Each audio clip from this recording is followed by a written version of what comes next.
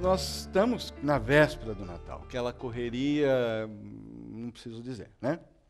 Ao mesmo tempo, nós estamos nos aproximando nessa série de mensagens do dia do nascimento de Jesus. A gente começou no Antigo Testamento, com os últimos profetas do Antigo Testamento, Ageu, Zacarias e Malaquias, e nos últimos domingos nós meditamos um pouquinho sobre Simeão, antes Maria, né, a mãe humana, Simeão, aquele velhinho que estava lá no templo, e hoje nós chegamos a João Batista.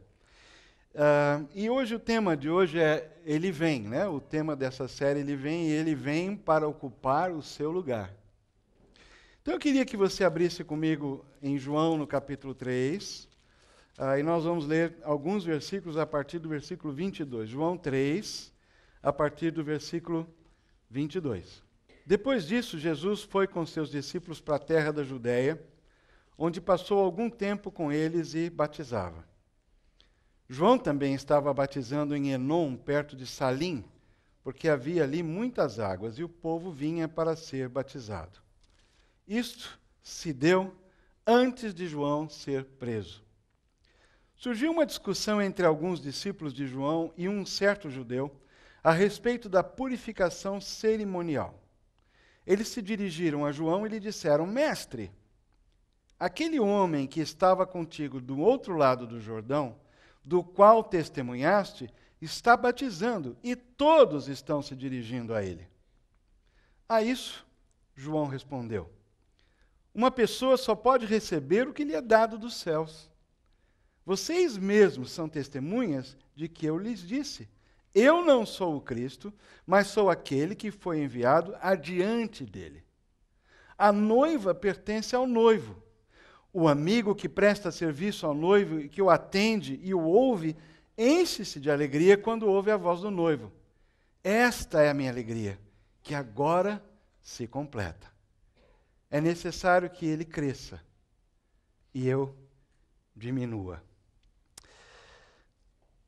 O nascimento de João foi cercado de milagre. Sua mãe, o pai, o casal não tinha filhos, não podia ter filhos, e foi um anjo que anunciou a ele, ao casal, através do pai, que eles teriam um filho. E o nome dele seria João. Não foi qualquer anjo que veio falar isso. O anjo mesmo se identifica na conversa que teve com Zacarias, o pai de João, que ele era Gabriel. Bom, Gabriel é aquele anjo que 2 vezes Deus mandou para explicar para o profeta Daniel algumas coisas que ele tinha lido, mas não entendia.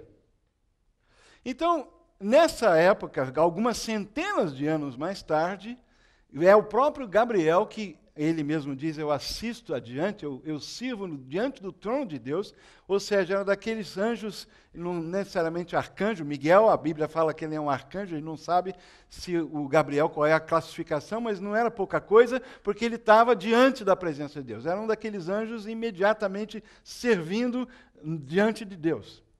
É o mesmo anjo que depois foi falar a Maria que ela teria um filho, Gabriel. Então, o João Batista, como a gente o chama, né, João o Batizador, por isso que é Batista, né, porque ele batizava, ele nasceu anunciado por um anjo para o seu pai. E eu imagino, né, que quando ele ainda era criança, a história do anjo que apareceu para o pai, como também o pai ficou mudo, porque o pai, a princípio, não acreditou que isso era possível, né, porque ele já tinha uma certa idade, que a esposa dele podia ter filho. Então o menininho deve ter crescido ouvindo, né, que um anjo, né, e outra coisa, o anjo disse que ele seria grande, né, que ele ia ter um ministério, um papel importantíssimo na sua geração. Agora, a criança que cresce, né, ouvindo uma história de que ela é especial, ela é diferente, não porque ela é pior que os outros, mas porque ela se destaca por algo a mais, uma vantagem. Foi assim que João cresceu. Cresceu ouvindo essa história e se imbuindo desse papel. Né? Ele foi entendendo para que ele existia, por que ele estava ali, o papel dele era importante. E eu acho que ele não tinha muito problema de complexo de inferioridade, talvez nem de superioridade, porque quando ele teve que fazer o que ele fez e não deu bola para a torcida. Ele foi lá para o deserto, começou a batizar, começou a pregar e falou o que tinha que falar. E não se importava se ele era vestido de peles de animais, se ele comia gafanhotos, se ele tomava mel silvestre, ele não estava nem aí. Ele teve o seu estilo, teve um ministério onde ele tinha que ter, ele estava lá perto da água, porque o batismo representava arrependimento. E já era um rito que já existia na época, representando mudança de vida. Um desejo de ser diferente, de buscar mais santidade, de viver mais seriamente diante de Deus, de mudar o seu modo de viver para se conformar com aquilo que Deus queria. Então, João era uma pessoa especial. E ele sabia que ele era especial, e ele agiu de uma maneira especial. Agora, tem o seguinte... eu não sei se você já teve a experiência de ser o número 2. Não sei se você já teve a experiência de ter uma expectativa acerca de si mesmo, de ser o número 1, ou de chegar no topo. Não se importe de entender topo como o topo máximo. É assim, na sua família, na sua seção onde você trabalha, se é um funcionário público, ou na sua empresa, no seu departamento, se tornar um gerente, mas sempre chegar naquela posição de ser o número 1. Os filhos, às vezes, têm essa dinâmica em casa. Sempre tem um que quer ser o primeiro. A gente tem isso dentro da gente. Né? O DNA do ser humano é querer chegar primeiro e ser o número 1. Agora, com toda a vida extraordinária, o anúncio do anjo e essa autoconsciência do papel que João Batista tinha, ele tinha algo que não foi dado a ele, esse privilégio. É o privilégio de ser o número 1. Para ele foi dado o privilégio de ser o número 2. E eu não sei como ele lidou com isso, mas ele teve que lidar com isso. Porque durante um tempo ele ficou famoso. As multidões iam até onde ele estava. Ele estava batizando e ia muita gente lá, soldados, o povo, os escribas e fariseus, até Herodes ouviu uma mensagem específica de João, que não foi uma mensagem, Herodes, você é legal. Não, você está em pecado, você está dormindo com a mulher do seu irmão e fazendo um monte de outras coisas erradas. Então, João teve, assim, muita popularidade. Tanta popularidade, que se você virar a página da Bíblia, no capítulo 1, e voltar um pouquinho, e você lê aí, você vê o que acontece. Versículo 19 do capítulo 1, este foi o testemunho de João, quando os judeus de Jerusalém enviaram sacerdotes e levitas para perguntarem quem ele era, porque ele estava fazendo barulho lá, batizando junto ao Rio Jordão. E ele confessou e não negou, declarou abertamente, eu não sou. O que eu não sou? Eu não sou o Cristo. Aí perguntaram, vamos para a segunda opção. Então você é Elias? Porque havia uma profecia que Elias voltaria. Aí ele disse, não sou Elias. Então vamos para a terceira opção. Você é o profeta? Porque Moisés disse que haveria um profeta que seria semelhante a ele, mas maior do que ele.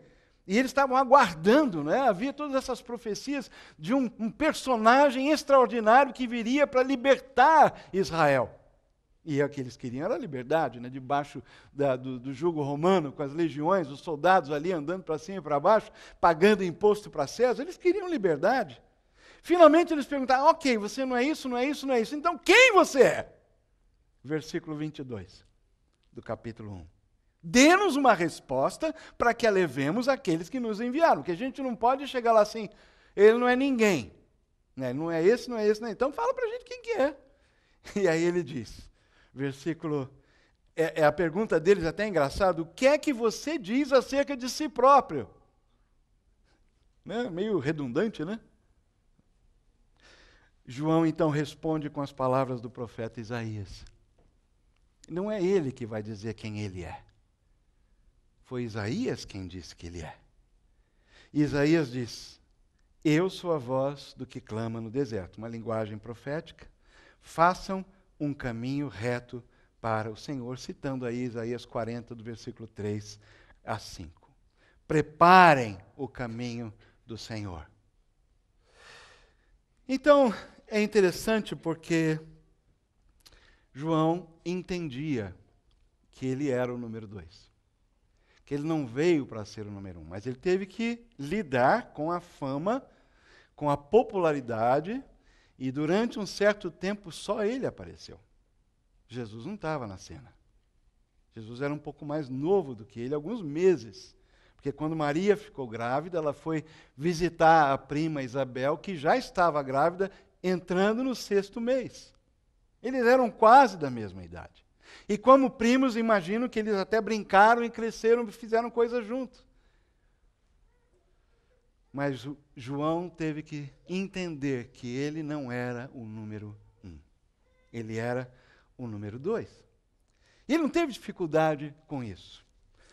Mas talvez esse não seja o nosso caso. Né? E é algo aí para, talvez assim, como um parênteses, a gente pensar um pouco. Porque às vezes Deus não nos chama, e isso é uma coisa meio secundária do texto, mas eu acho que vale a pena a gente destacar. Às vezes Deus não dá para a gente a primeira posição.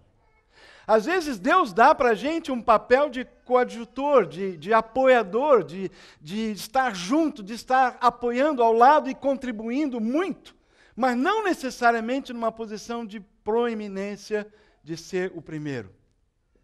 Eu me lembro que eu tive uma experiência que me ajudou muito nesse sentido.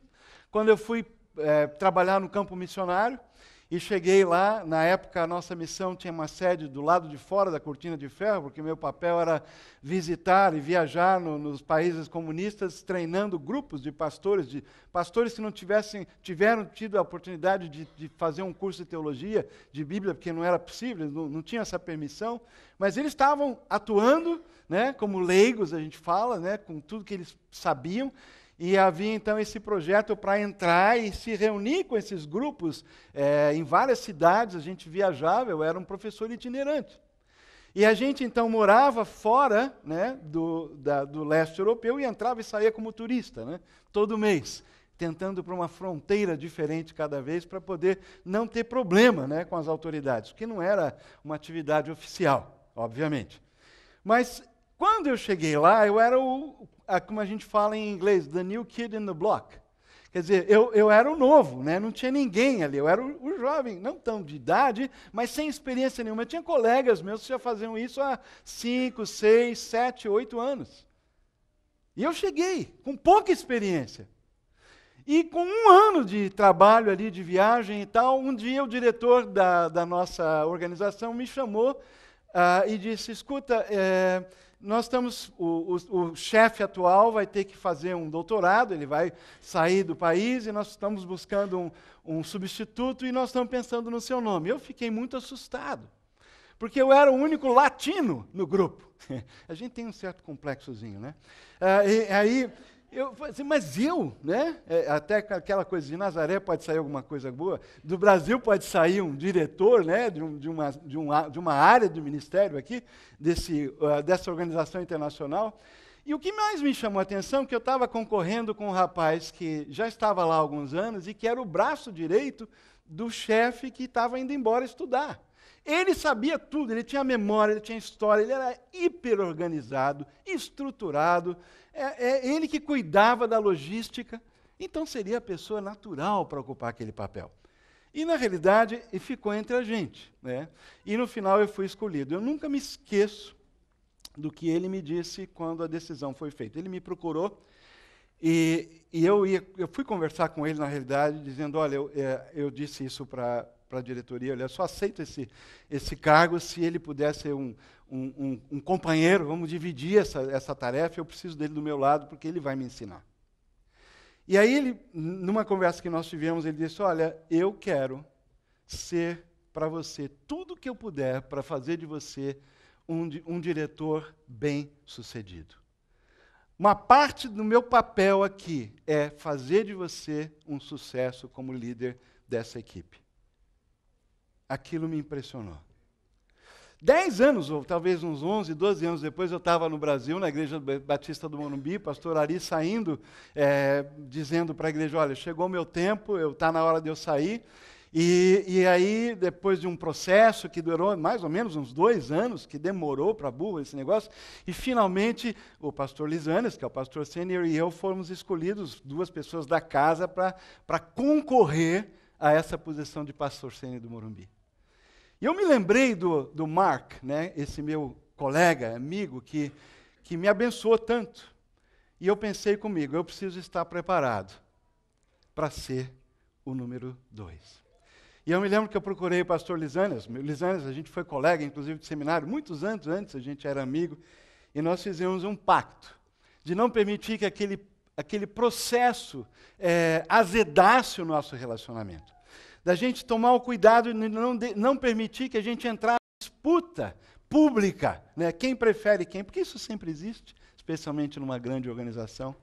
Mas eu aprendi tanto naquele processo, e com a consciência limpa, quando a decisão foi feita, e a escolha foi do pastor Lisânias, poder chegar para ele com a experiência que Deus tinha me dado e me preparado para chegar para ele, eu quero fazer do meu papel aqui, que você seja um sucesso como pastor sênior da Igreja Batista Morumbi. E uma parte dos anos que eu fiquei lá, essa era a minha intenção e sempre foi. E você pode perguntar para ele, e eu tenho certeza que ele vai confirmar a minha postura e a maneira como a gente trabalhou junto durante aqueles anos. Mas eu vou dizer uma coisa, não é fácil ser o número 2.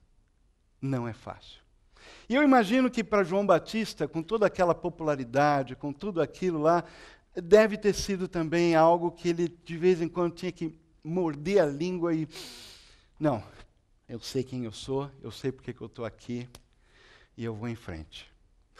Agora, isso é só um parêntese. Voltando para o texto. Os discípulos de João não tinham a mesma percepção. É interessante isso, né?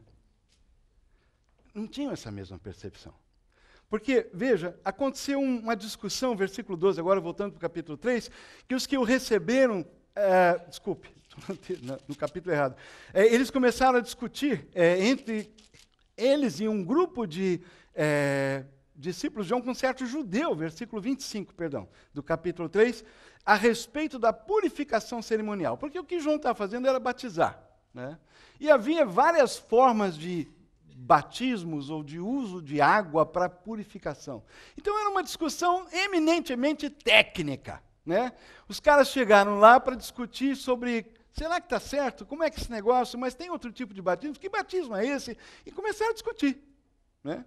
Agora, essa discussão que os discípulos de João tiveram com esse judeu, levaram esses discípulos a abrir assim, abriu a porta, né? O estouro da boiada, abriu, né? É a primeira azeitona que saiu. Por quê? Porque aí pôs uma caraminhola na cabeça deles. E peraí, é mesmo, né?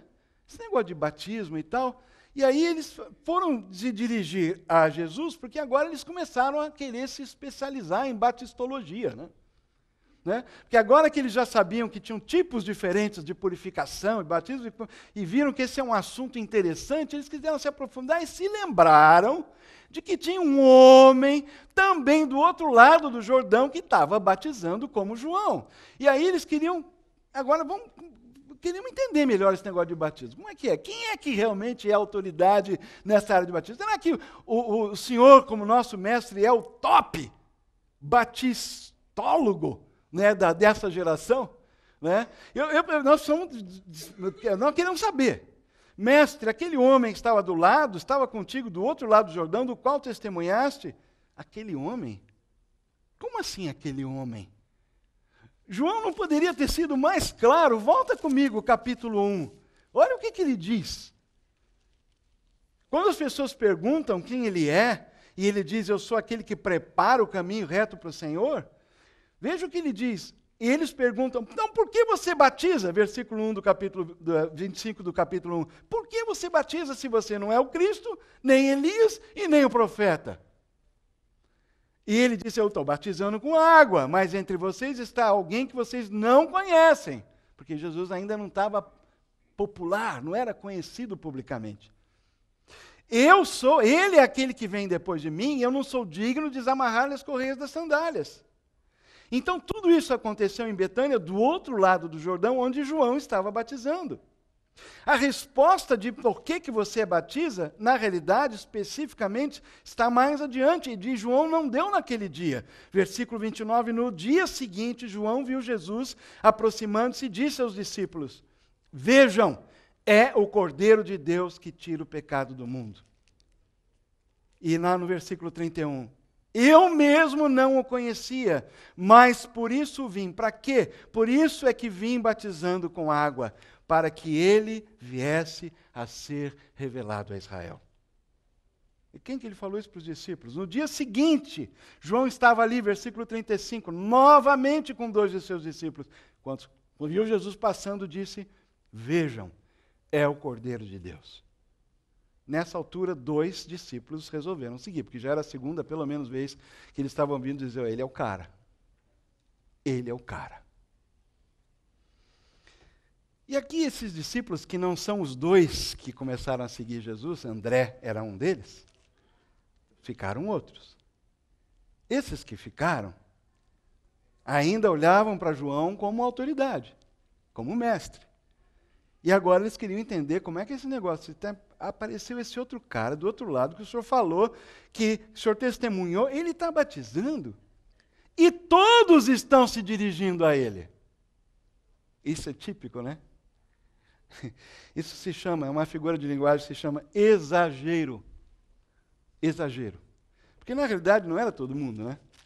Se você vê o que a gente leu antes, o povo vinha para ser batizado, ainda quando João estava lá. Os 2 estavam batizando.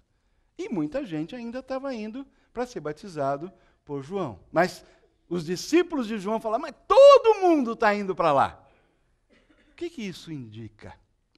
Que havia uma certa animosidade, um certo ciúme, né? Uma comparação no ar.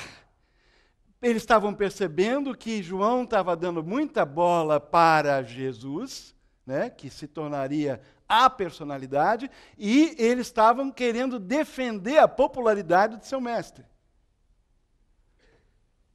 Mas a resposta de João é fantástica. E é isso que nós vamos ver aqui nos minutos que nos restam. João respondeu, a isso João respondeu, versículo 27. Uma pessoa só pode receber o que lhe é dado dos céus. Se eu e você entendemos isso ajuda tanto na nossa vida. Ia ajudar tanto. Paulo escreveu alguma coisa semelhante. Ninguém tem que não lhe tenha sido dado. Por isso que Paulo fez a pergunta retórica. O que tens? O que tens que não recebeste? E se recebeste, por que te glorias? É uma máxima.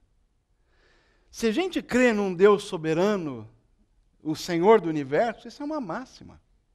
É um aforisma. O que a gente tem, Ele nos deu. Nós recebemos dele. Porque Ele é a fonte. Ele é o Criador. Ele é o Senhor. Ele escreveu o manual. Ele é que fez a máquina. No sentido metafórico, eu estou usando a palavra aqui, né? Uma pessoa só pode receber. Então João entendeu isso. Vocês mesmos são testemunhas. E aí ele repete de que eu disse, e os discípulos tinham afirmado isso. Eu não sou o Cristo, mas sou aquele que foi enviado adiante dele.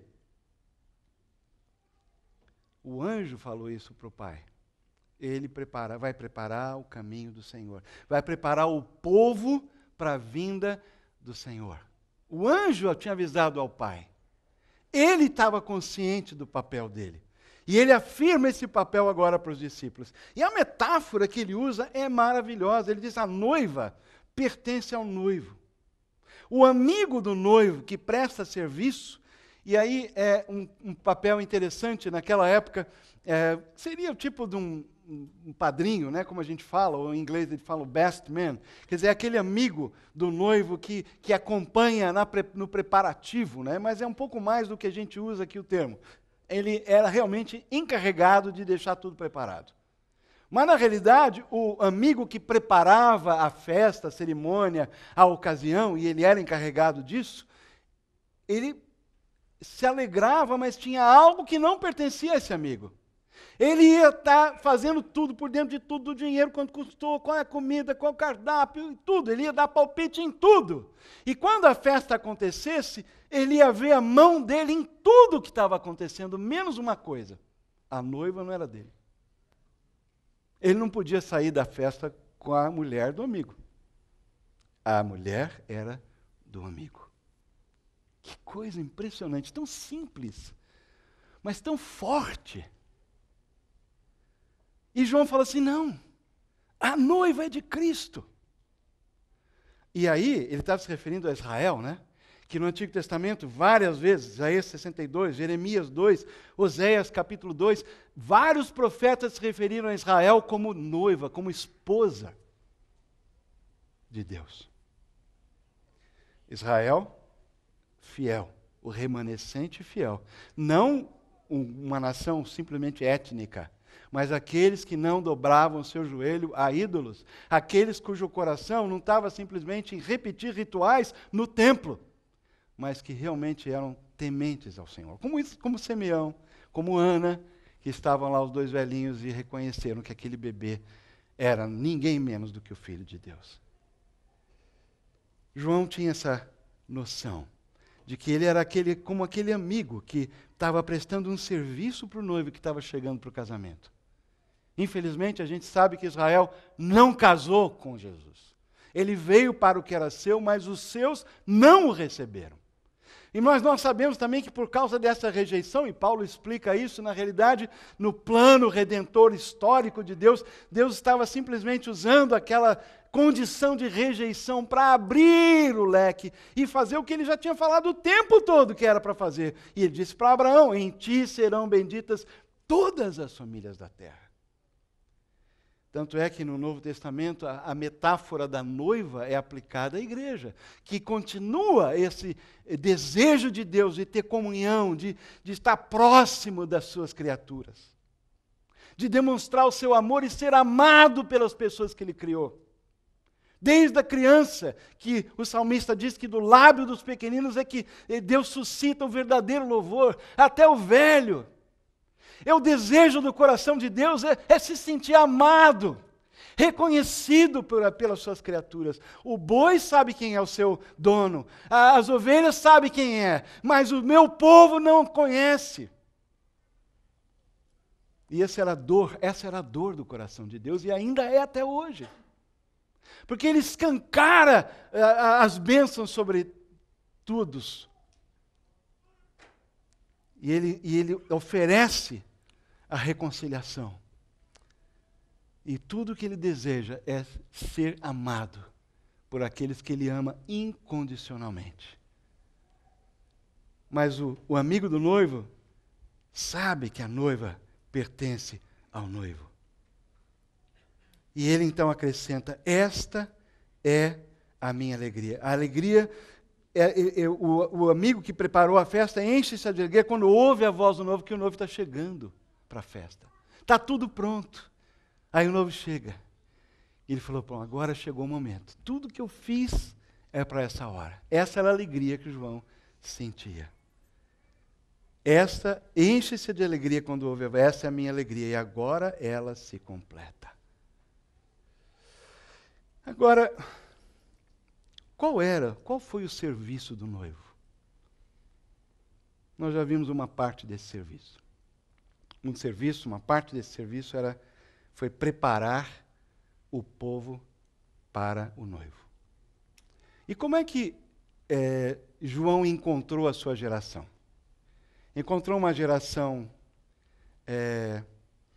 que é descrito até por Jesus, mais tarde, numa outra conversa, que quando João vem com uma vida simples, vivendo no deserto, e aí o povo vê aquela pessoa lá pregando, meio estranha, né? Meio separado socialmente. Ele não era uma pessoa, vamos dizer assim, conectada socialmente com a elite, né? Ele não era nesse sentido popular.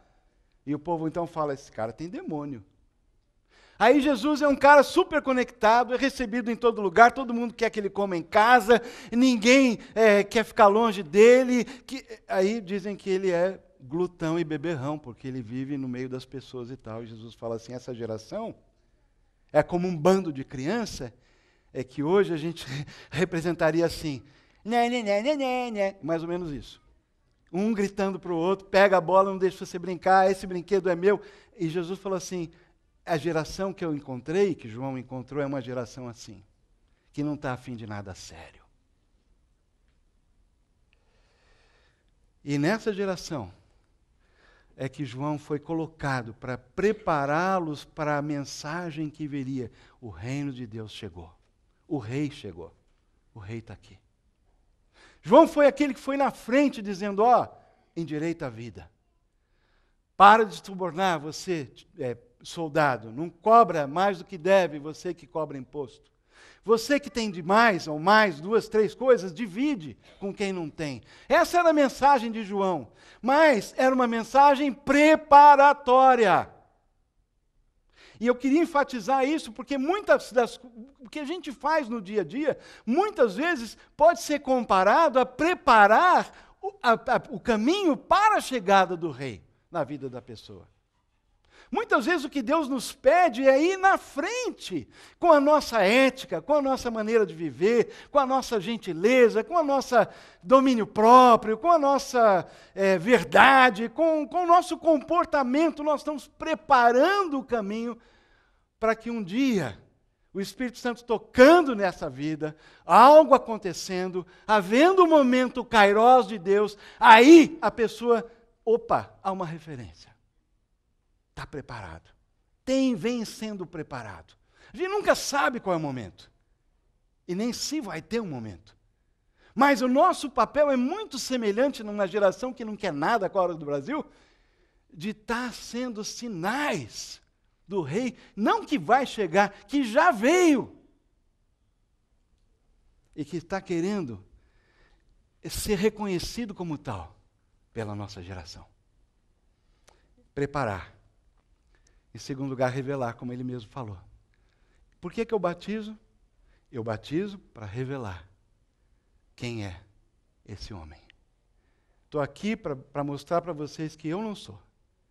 Eu não tenho nem dignidade para amarrar a sandália que está no pé dele. Ele é o cara. Eu estou aqui para dizer para vocês que ele é o Cordeiro de Deus que tira o pecado do mundo. Eu fiquei pensando, se a gente pudesse pensar num modelo assim, de uma vida em missão para a nossa geração, talvez João Batista seja um belo modelo. Porque uma boa parte da nossa vida se trata de preparar o caminho do Senhor. E essa é a parte mais difícil. Não é tão difícil você entregar um convite para a pessoa vir aqui no dia 15 e no dia 16. É difícil, nos outros dias do ano, você manter um testemunho consistente. É muito difícil. Mas é aí que o caminho do Senhor está preparado. Eu nunca me esqueço do pastor Ari contando uma história que de vez em quando ele encontrava alguém aí em algum lugar, numa situação totalmente fora do contexto de igreja, e aí ele começava a conversar e tal, e a pessoa ficava sabendo que ele era pastor da Igreja Batista do Morumbi, e quantas vezes alguém dizia assim para ele, a sua igreja, eu conheço alguém de lá. E antes de ouvir o nome, o Ari costumava dizer, espera um pouquinho, antes de você me falar o nome da pessoa, é picareta? Essa pessoa é picareta? Porque ele não sabia se, conheço alguém da sua igreja, ou conheço alguém da sua igreja. Esse é o ambiente em que a gente vive. Por isso que é difícil ser consistente como a gente precisa ser. Mas esse é o nosso papel. Por isso que a gente não subiu quando a gente foi salvo, né? Senão Deus já tinha arrebatado a gente na salvação. Nós estamos aqui para sinalizar e preparar o caminho do Senhor. E, ao mesmo tempo, revelar com a nossa palavra, com a nossa vida, porque agora nós temos o privilégio de ter em nós, vivendo no nosso meio, andando entre nós, influenciando a nossa vida, O Pai e o Filho na pessoa do Espírito Santo. A doutrina, o ensino do Novo Testamento sobre a Trindade é fundamental para nós hoje. Se você e eu não entendermos que nós estamos aqui imbuídos, preenchidos, habitados, influenciados pela Trindade na pessoa do Espírito Santo, nós estamos perdidos. Porque vai ser uma tarefa impossível. A gente já nem começa, pode parar, que não vai dar certo. Mas quando a gente entende que Jesus, que aqui estava sendo manifesto pelo seu predecessor, e depois se tornou um cara, e foi para a cruz, ressuscitou, se nós não entendermos que ele é o cara, se eu e você não estivermos dispostos a ser o número 2 para ele em primeiro lugar, mas muitas vezes abrir mão de proeminência para poder servir e dar chance para o outro estar na nossa frente. Se a nossa justiça não exceder em muito a justiça que a gente encontra no plano humano, na terra, alguma coisa está faltando. Alguma coisa está faltando. E nem sei como terminar. Mas eu sei que meu coração está cheio de alegria. Porque Deus escolheu você e a mim hoje, do jeito que nós somos, com os nossos defeitos de caráter, com as nossas limitações. E Ele nos envia na frente, em nome dEle, como embaixadores, como representantes dEle, como a mensagem da reconciliação. E nós precisamos ser reconciliadores. Algumas das nossas ações agora no Natal são maneiras de nós trabalharmos nessa reconciliação. Nós vivemos num mundo injusto. Nós somos injustos. Nós vivemos numa cidade cheia de muralhas, físicas e invisíveis, de preconceitos, de exclusão. E nós, como povo de Jesus, temos que aprender a viver como Jesus. E às vezes, como João, a gente vai ter que falar alguma coisa. Né? Às vezes as palavras que nós vamos dizer são palavras que não vão ser populares. Às vezes o nosso comportamento vai destoar da maioria. Mas vai fazer parte. Porque nós estamos aqui em nome de Jesus, para preparar o caminho para Ele, para a vida das pessoas. E também para revelar o seu amor. Talvez haja pessoas aqui que não podem ainda dizer que Jesus Cristo mudou o meu viver. Mas que talvez hoje estejam prontos a dizer: eu quero que Jesus Cristo mude o meu viver. E se esse é o seu caso, se esse é o desejo do fundo do seu coração, viver uma vida na presença de Deus, levando Deus a sério, entendendo o que é a vida do ponto de vista dele, e qual o significado que a vida pode ter quando ele está presente na vida, no dia a dia. Se esse é o seu desejo hoje, de, quem sabe, deixar caminhos que para você eram muito importantes, hábitos ou valores, e talvez abrir a sua vida para aprender novos valores, novos hábitos, e andar em outros caminhos, que são os caminhos do Senhor. Você pode simplesmente dizer: Senhor, o desejo do meu coração nessa manhã é aprender a colocar o Senhor em primeiro lugar. É me render. É abrir mão daquilo que eu tenho como algo que eu não posso abrir mão.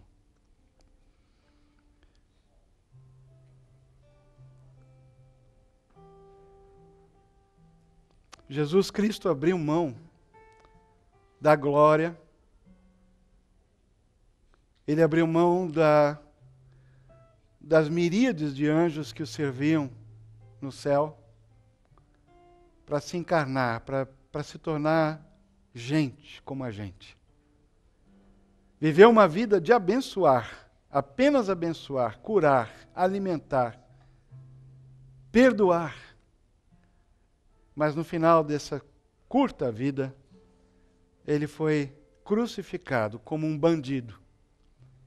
Aos olhos humanos não faz nenhum sentido, mas na realidade, ele veio para isso.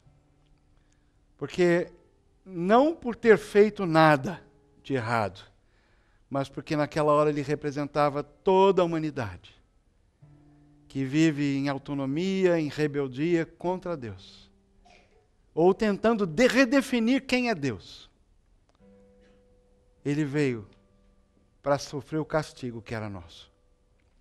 De tal maneira que hoje você, querendo dizer, Senhor, hoje eu quero começar essa vida, você pode.